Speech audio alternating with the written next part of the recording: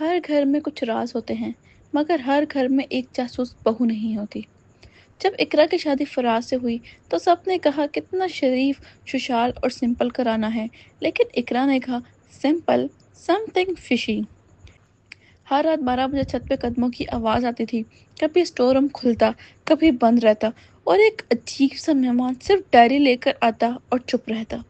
اقرا نے فیصلہ کیا یہ راز تو میں کھول کے رہوں گی۔ چھپ چھپ کے CCTV لگایا، اسٹور کی ڈپلیکیٹ چابی بنائی اور ایک رات چھت پر نکل پڑی بنا چپل کے۔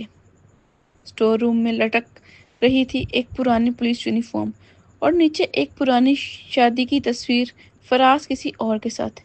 اقرا کے ہوش اڑ گئے، میں تو صرف جاسوسی کر رہی تھی، یہاں تو پورا کرائم چل رہا ہے۔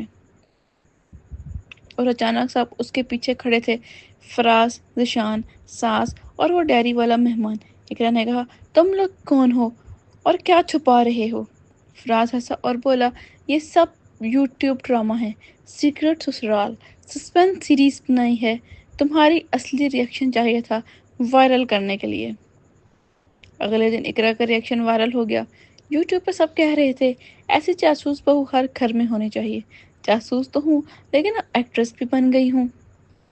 تو دوستوں یاد رکھنا، کبھی بھی اپنی بہو کو کم مت سمجھنا، شاید وہ تمہارا نیکسٹ وائرل